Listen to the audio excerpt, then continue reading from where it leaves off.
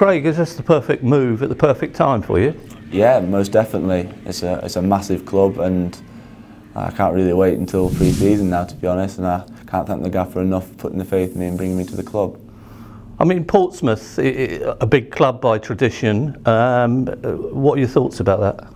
Like you say, it's a massive club. The fan base is huge, the history is massive, and when I got the interest from the gaffer wanting to bring me here, it was one I couldn't really turn down. I couldn't wait to sign.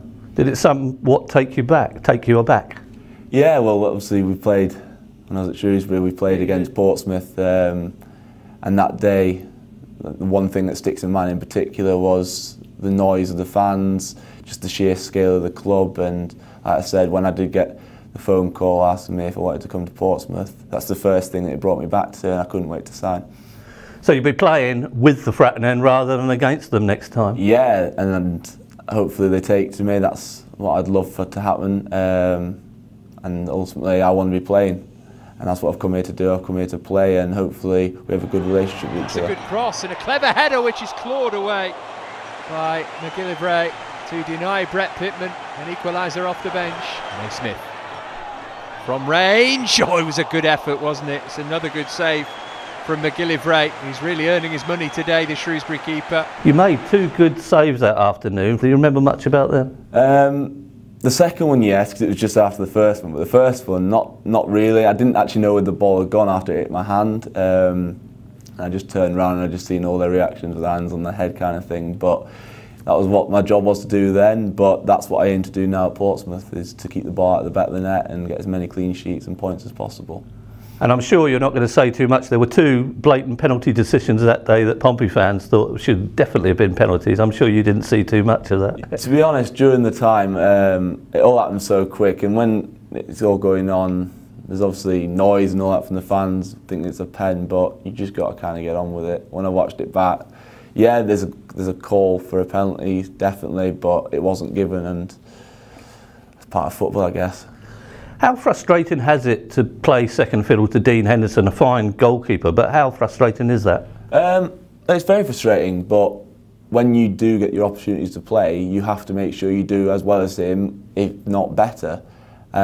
He's a very good goalkeeper. I'm sure he's going to have a very good career, but for me, it's now at Portsmouth and my turn to play. Is it your intention to come here? And yeah, that's my exact intention. I don't want to come here and be a second choice anymore. Luke's done very well last year, so there'll be good competition in that respect. But for me, I've come here, I'm going to work hard in pre-season, and I want to be in that starting team can start the season on the 4th of August. Now, you were part of a Shrewsbury team, and you did play a part that went to the playoffs, so you know what it takes. Do you think all the ingredients are here? Yeah, when we, going back to when we played against Portsmouth back in January, I thought they were a very good side. From that moment on, I generally thought they were going to at least get the playoffs. I think the automatics by that point were a bit of a tough ask, but yeah, the squad here is very, very strong for this level, and hopefully this season is a successful one, and hopefully we get a chance of getting promoted this season.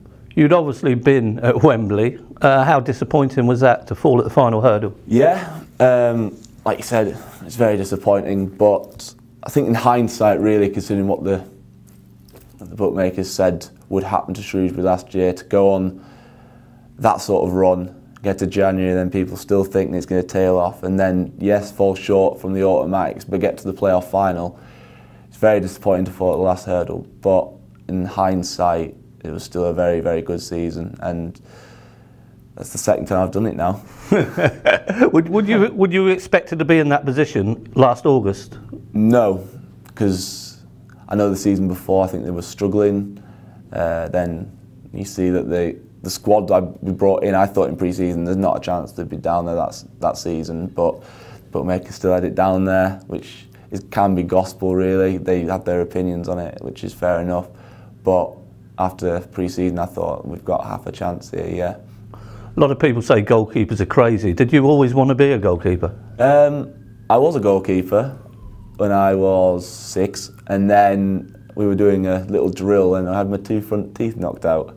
So that put me off for a little bit, and then when I turned 16, I fell back in love with it, and it's the best place to be on the pitch, being a goalkeeper. I know people say, oh, you're mad and stuff like that, but it's the best place on the pitch for me. I mean, is there a goalkeepers union? Would you have had some sorrow for Karius at Liverpool the other night when he did what he did? Yeah, you don't want to see that happen to anybody on the stage like that, especially. But it happens, unfortunately. You're the last line of defence, and any sort of mistake or concentration, stuff like that happens, and it's sad, but it does make you stronger. It's how you learn from these little errors. You've come through Harrogate Railway and Harrogate.